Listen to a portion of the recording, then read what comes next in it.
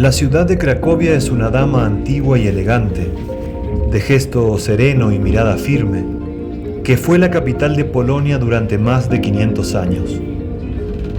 Un rey llamado Casimiro tuvo un sueño en el año 1038, y de ese sueño nació esta ciudad llena de castillos rojos, que soportó guerras e invasiones, y que fue deseada por germanos y checos. La ciudad fue construida con la sangre de alemanes, checos, bohemios, lituanos y tártaros, que llegaron a través de los siglos desde los confines de antiguos imperios, luchando entre sí hasta la muerte, para que la dama se pusiera de pie.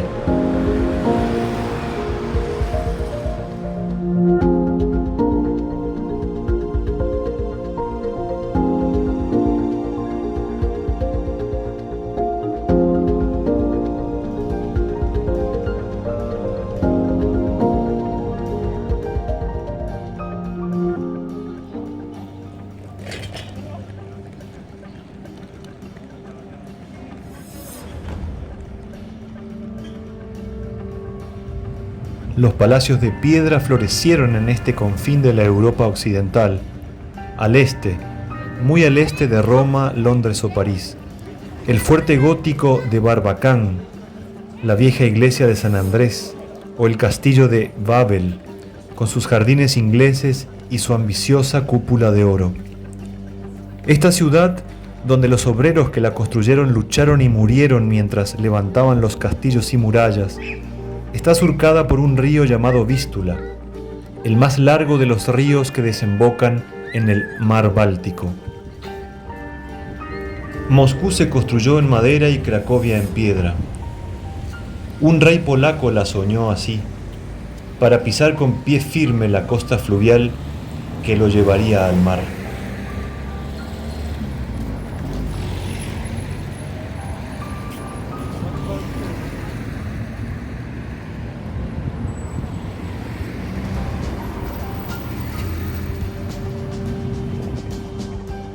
Aquí nació también el comienzo de un oscuro fin.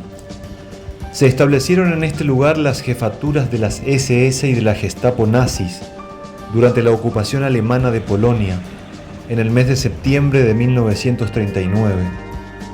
Luego de los nazis vinieron los rusos en 1945 y Cracovia fue soviética hasta que se liberó del comunismo en 1989. Igual que antes lo hicieron los imperios, Hitler y Stalin se disputaron Polonia. El destino, la geografía, la fatalidad, el frío, el invierno, la codicia de sus vecinos, todo cae sobre las espaldas de los polacos que aprietan los dientes y resisten. Les gusta verse como guerreros y por eso caminan orgullosos bajo el sol de este verano abrasador. La ciudad de Cracovia es un sueño que recuperaron, un sueño desde el que salir y al que regresar. La orgullosa Polonia, la dama antigua que toma el té tras la ventana, esperando a que sus hijos vuelvan.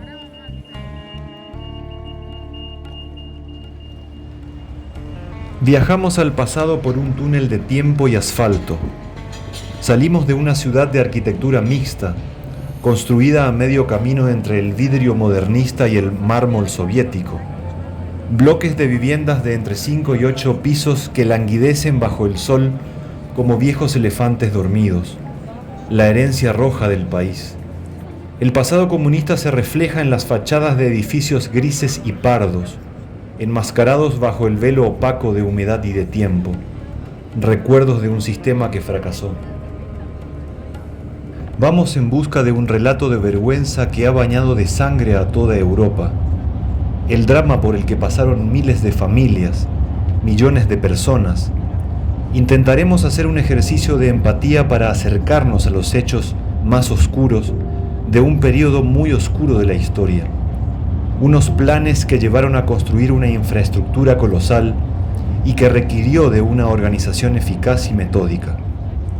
Esta es la historia de un genocidio.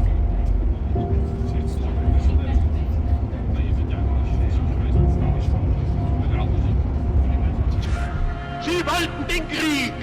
Ich habe den Aufruf die Hand gegeben. Sie haben sie zurückgestoßen. Sie schrien auf, nein, nicht Versöhnung, nicht Verständigung, sondern Kampf.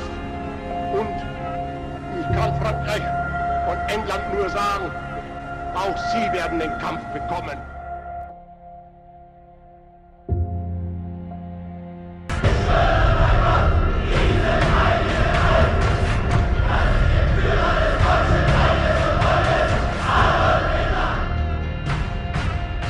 El 1 de septiembre de 1939, Alemania invade Polonia. A los 2 días, Inglaterra y Francia declaran la guerra alemana. Draw there took from Poland a state of war would exist between us.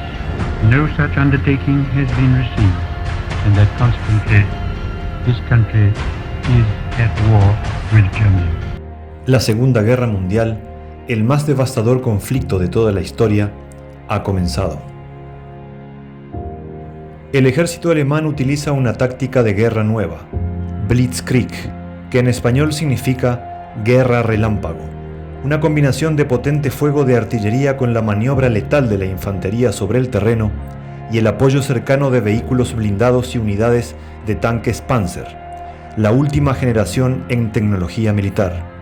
Además, antes de avanzar, la Luftwaffe, la Fuerza Aérea Alemana, hacía estremecer el suelo polaco con devastadores ataques aéreos que no distinguían entre objetivos militares, zonas industriales o núcleos de población civil.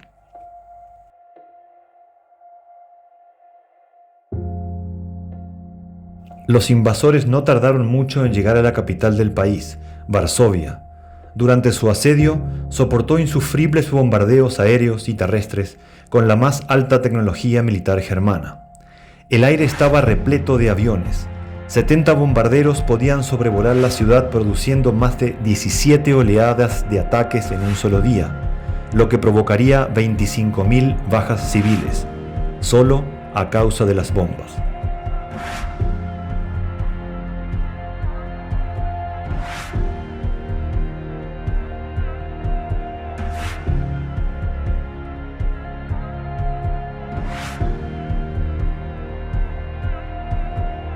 Ante esto poco pudo hacer el ejército polaco, que se rindió apenas un mes después de que los alemanes cruzaran sus fronteras, un mes que le había costado a Polonia la más absoluta devastación, y no solo por parte de los alemanes, ya que sus entonces aliados, los soviéticos, cruzaron las fronteras del país por la parte oriental, llegando ambos ejércitos a encontrarse.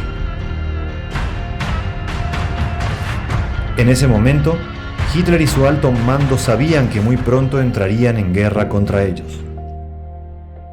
Se podría creer que el calvario para Polonia haya terminado con la rendición, pero nada más lejos de la realidad.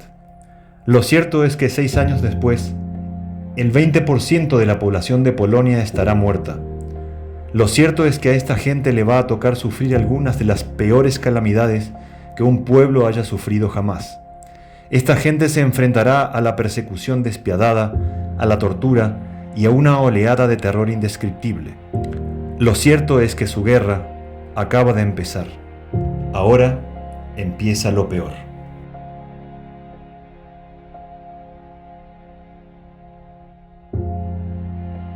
En 1941, el ejército alemán controlaba una gran extensión de Europa. Los alemanes ocuparon Bélgica y Holanda, aprovechando así para rodear las líneas defensivas francesas y desfilar sobre París en menos de un mes.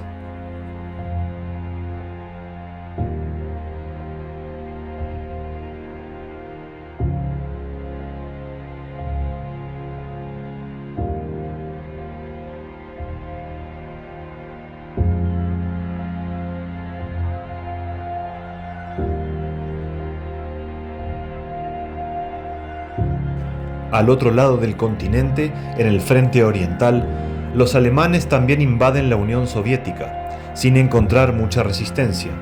Leningrado ha caído recientemente y la carrera hacia Moscú es una realidad.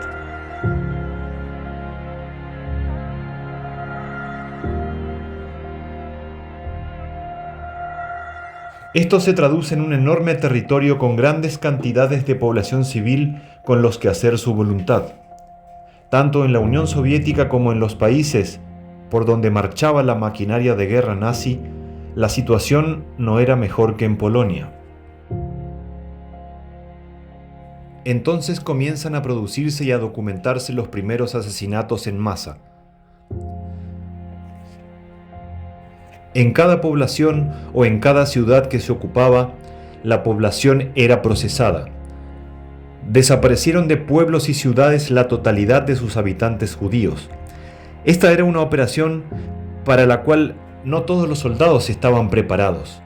Por ese motivo, son creados los Einsatzgruppen, unidades de represión y ejecución. Su prioridad no era entrar en combate, sino simplemente ejecutar a las personas que sus superiores les ordenaban. De nuevo, a todos, sin excepción. Ocurrían matanzas diariamente en todos los frentes, pero con una diferencia. Cada vez eran mayores.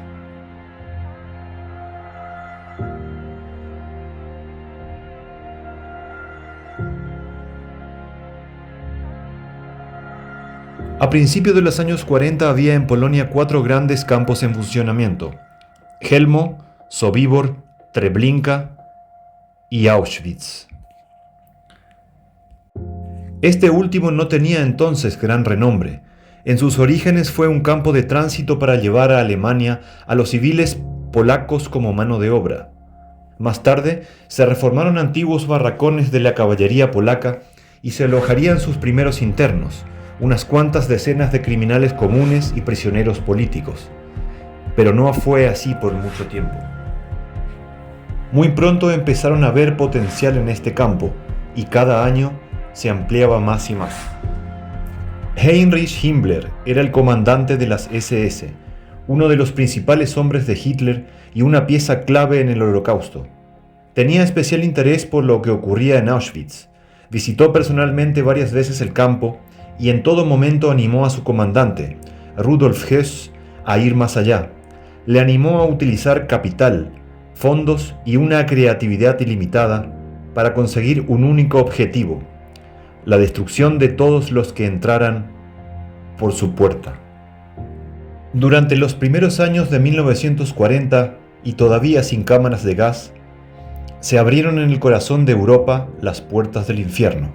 Pero para que el infierno funcionara, primero había que hacer llegar a sus condenados a él. Viajamos a Oswiecim, un pequeño pueblo polaco que flota entre granjas de ganado y campos de cultivo en el sur del país, muy cerca de la frontera con Eslovaquia y la República Checa. Es el epicentro de una importante línea férrea que une a Alemania con el Mediterráneo, y justamente por eso este lugar fue elegido por los nazis para instalar el campo de concentración. Sin el tren, no se podría haber hecho lo que aquí ocurrió. Atravesamos la llanura fértil, llena de verde y de vida, bajo el sol abrasador que cae a plomo en esta tarde de verano cualquiera. Y sigo a pie, justo entre los campos de Auschwitz y Birkenau, en un lugar conocido como Judenrampe, la rampa de los judíos. Este lugar era el primero en el que los prisioneros se bajaban después del largo viaje, un viaje en unas condiciones infrahumanas. En este lugar donde casi no se escucha nada, únicamente las pisadas sobre el suelo, debe hacer ahora unos 25 grados de temperatura. Se podría confundir perfectamente este clima de verano y este lugar tranquilo con algún sitio de descanso para pasar las vacaciones de verano, pero no. Aquí, donde estoy caminando ahora, estamos a pocos metros de lo que fue el campo de concentración de Auschwitz-Birkenau, en Polonia, donde los nazis exterminaron a 1.100.000 seres humanos. Esta es la puerta del viaje final que hacían cientos de miles de seres humanos hacia el final de sus días. Auschwitz, Birkenau.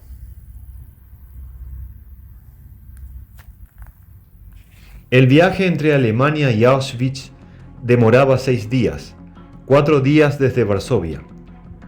Los trenes llevaban unos 40 o 50 vagones, lo que hacía que la velocidad media fuera solo de 25 km por hora. Los vagones no tenían nada para sentarse, ya que eran vagones de ganado, únicamente una pequeña ventana, y todo esto en un espacio para 40 personas. Pero en esos viajes, los pasajeros superaban el centenar, 5.000 seres humanos en cada tren, acompañados siempre por destacamentos de verdugos de las SS, muy conocidos por su crueldad hacia los prisioneros.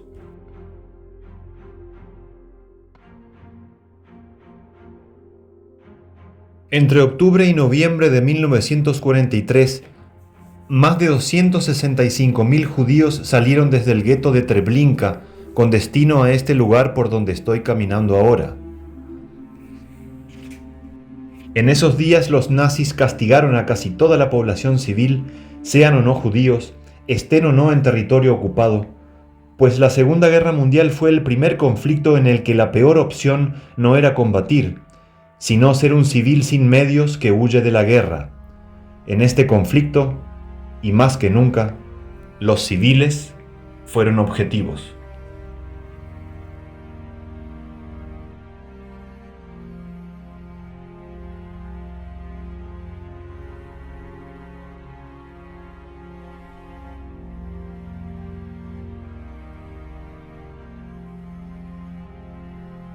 Se abren las puertas del vagón. Lo primero que se ve es a otros prisioneros que sin decir nada instalan rampas y ayudan a bajar a los pasajeros, bajo la atenta mirada de los guardianes SS que a los gritos ordenan instrucciones. Se hace una fila y comienza el proceso de selección. A los hombres y mujeres adultos se les manda mantenerse en posición de firmes bajo la atenta mirada de un médico de las SS. El médico, después de hacer un breve examen, señala a la izquierda o a la derecha sin que los prisioneros sepan que ese gesto significa trabajo forzado o muerte inmediata. Judenrampe es un sitio muy metafórico, ya que en un momento la vía se divide en dos, y cada grupo seguirá un camino diferente. La gente útil sigue viaje a la derecha, rumbo a Auschwitz, el campo de concentración. Viajar por la vía de la derecha significa que vas a ser maltratado. Significa que gente que te odia a muerte va a poder hacer contigo lo que quiera, que vas a estar haciendo trabajos forzados hasta morir ejecutado o de agotamiento. Significa que vas a entrar en Auschwitz, un lugar en donde se entra por la puerta y se sale por la chimenea.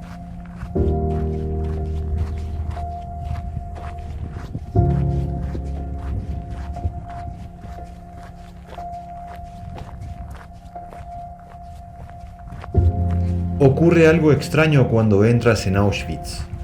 En un lugar histórico normal, un sitio donde sabes que algo ha ocurrido, ya sea bueno o malo, tienes que parar un momento y pensar, imaginarte cómo sería ese lugar entonces, la atmósfera que lo rodeaba y la gente que lo habitaba. También te paras a pensar en cómo ha podido cambiar desde entonces. Esto no ocurre aquí. Este lugar se ha mantenido prácticamente hasta la última piedra, hasta el último ladrillo, y es solamente la figura de los demás turistas lo que nos recuerda que no está funcionando actualmente. Visitar Auschwitz es, sin duda, un triste y aterrador ejercicio de empatía.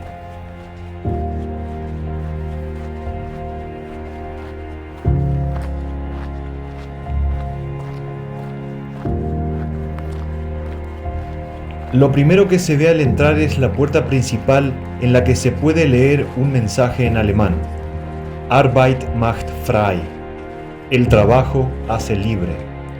Una cruel burla a todos los que pasaron por debajo, ya que, de cierta forma, anuncia su casi inevitable final.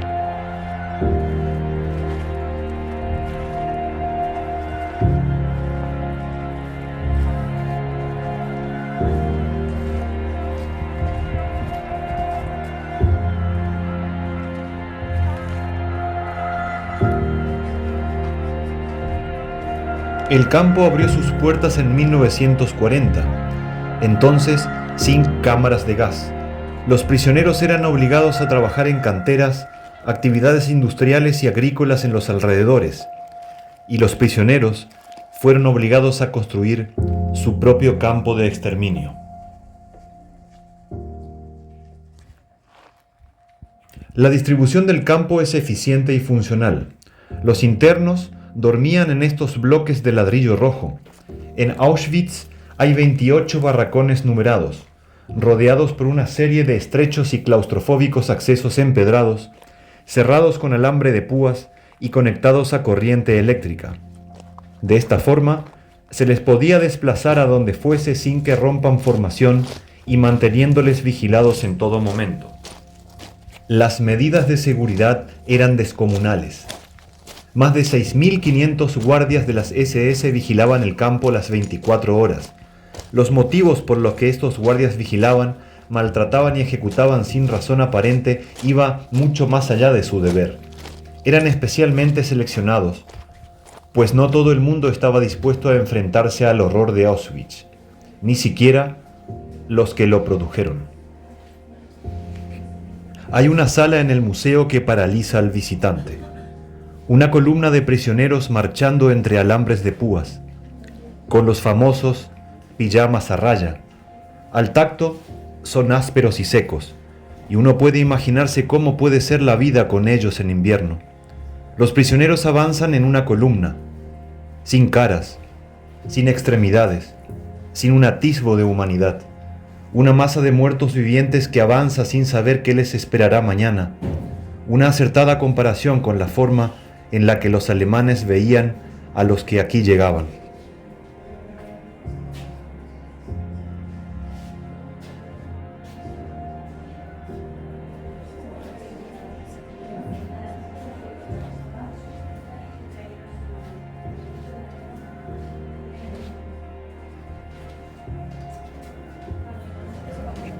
Visito el patio del bloque 11, uno de los lugares más emotivos del campo de concentración de Auschwitz. Este era el lugar donde se ejecutaba a los prisioneros rebeldes, luego de una pantomima de juicio sumario. Se les obligaba a desnudarse y a arrodillarse mirando de frente a este paredón gris, y luego se les pegaba un tiro en la nuca.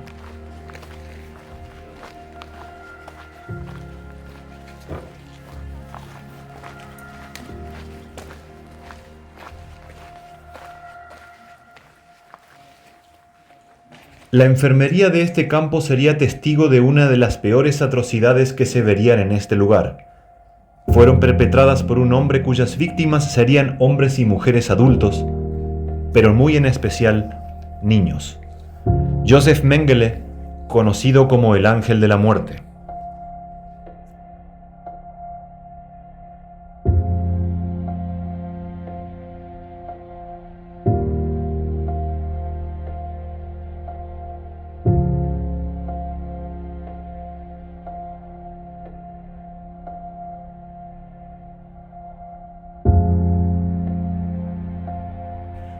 Josef Mengele es un claro ejemplo de por qué pudo llevarse a cabo el Holocausto. Mengele era uno de los médicos del campo. Su objetivo último era conseguir la clave para una rápida y eficaz expansión de la raza aria, y para ello realizó cientos de experimentos con los prisioneros del campo de Auschwitz, la mayoría genéticos, pero muchos otros sin ninguna motivación científica real. Sus pacientes le describen como cercano y amable. Los métodos con los que acababa con ellos eran las inyecciones letales, disparos, golpes y sobre todo experimentos mortales. Se les exponía a radiación, a rayos X y a enfermedades. Se les amputaban los miembros, se probaban medios de esterilización en mujeres e incluso en gemelos.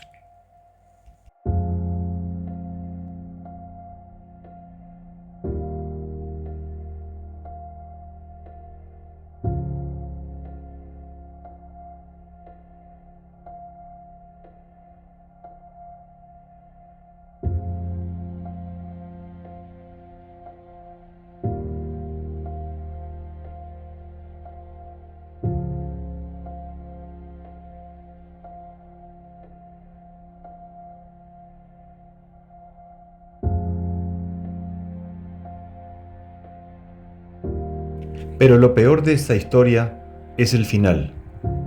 Joseph Mengele nunca jamás fue juzgado.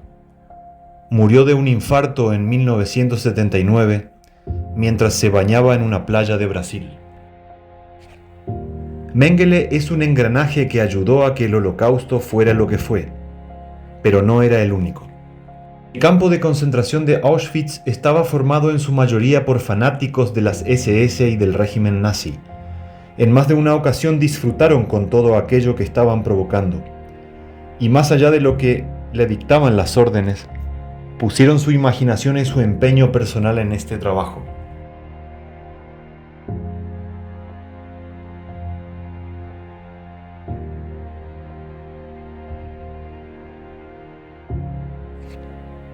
Amon Goethe fue otro de los verdugos. Fue el comandante del campo de trabajos forzados de Plaszow y utilizaba a prisioneros como sus sirvientes privados. De vez en cuando, para aplacar su aburrimiento, solía entrenar su puntería asesinando a algún prisionero que caminaba por el campo. Es imposible entender el Holocausto sin entenderles a ellos, a los verdugos, sin entender lo que podían pensar al dirigir a todas aquellas filas de gente a la muerte. Los recursos humanos eran muy importantes en el campo. Estaban bien alimentados y con la moral bien alta. En su tiempo libre estaban alejados de la barbarie que sufrían sus víctimas. Tenían piscinas, bibliotecas, fiestas, música y deporte. Y con eso es mucho más fácil que la culpa y la conciencia hagan mella.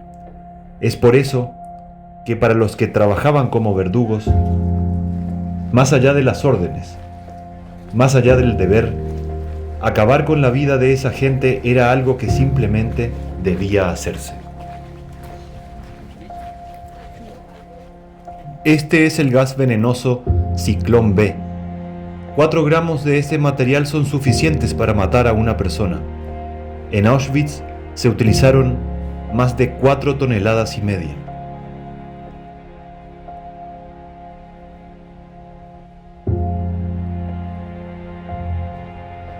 Un soldado con guantes de goma y portando una máscara introducía los cristales del gas por una abertura en la parte superior del recinto, donde cientos de personas esperaban desnudas con el pretexto de tomar una ducha. Los cristales del veneno se evaporaban al contacto con el aire y la humedad de los cuerpos, y el lugar tardaba entre 15 y 20 minutos en sofocarse completamente. Los testigos que presenciaron aquella locura dicen que durante esos minutos la cámara de gas rugía como una colmena de abejas. Cientos de seres humanos luchaban por sus vidas, hombres, mujeres y niños. Luego de eso, no se escuchaba más nada. Esta es la cámara de gas original de Auschwitz. Al entrar hago un ritual mental interno y preparo mi espíritu para una batalla emocional.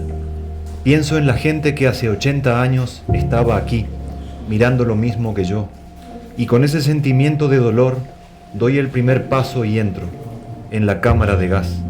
El lugar habla por sí solo. Ahora veo la puerta de hierro de los hornos crematorios y pienso en que cada pesadilla, por más horrenda que sea, siempre tiene su despertar y su esperanza. Ver la vida con estoicismo siempre ayuda a seguir adelante.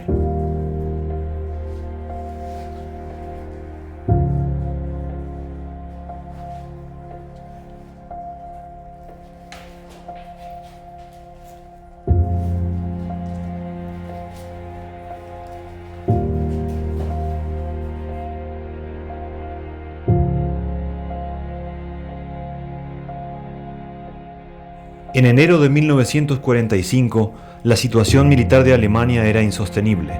Ha sufrido la mayor derrota hasta la fecha en Stalingrado y ha perdido allí a uno de sus mejores ejércitos. El invierno ruso es implacable y los alemanes retroceden dejando atrás miseria y dolor.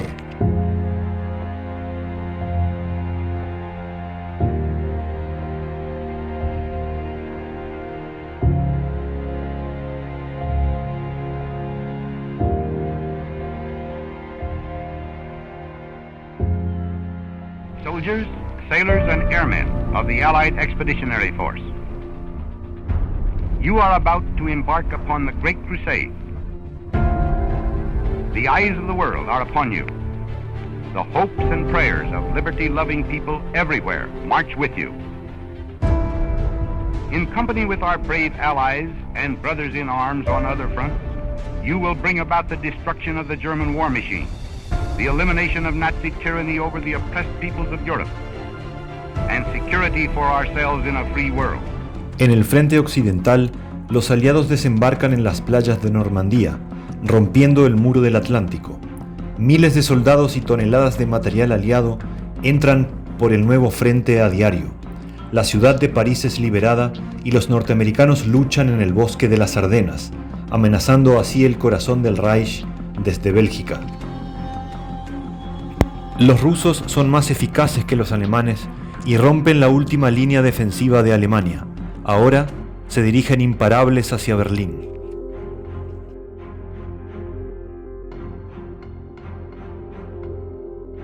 A finales de enero de 1945, los nazis son expulsados de Polonia y el país se libera.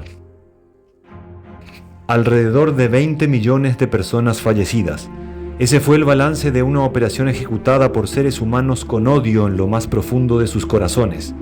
Millones de familias, hombres, mujeres y niños, cuyo único pecado fue pertenecer a cierta etnia, a cierta religión o pensar de cierta forma.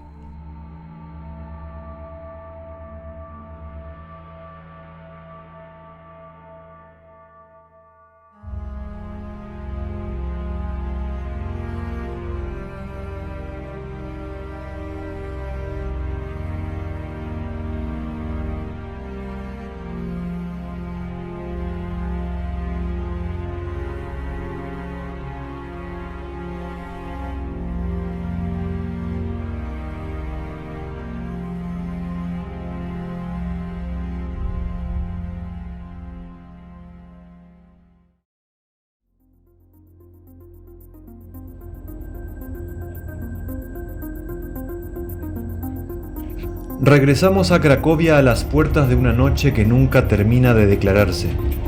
El sol se estira lento, inalcanzable. La carretera verde se va apagando de luz, mientras cae la tarde sobre los campos y bosques. El paisaje parece limpio, ordenado, y una sensación de hogar y de comida casera flota a través de la ventana donde aplasto la nariz. Todo, en esta parte de Polonia, parece estable. Esta gente ha formado su hogar aquí desde hace siglos. Vida apacible, aferrada a las tradiciones y al recuerdo de la familia, sin necesidad de grandes fortunas. Noches de invierno alrededor del fuego, mezcladas con recuerdos del pasado negro que aquí sucedió.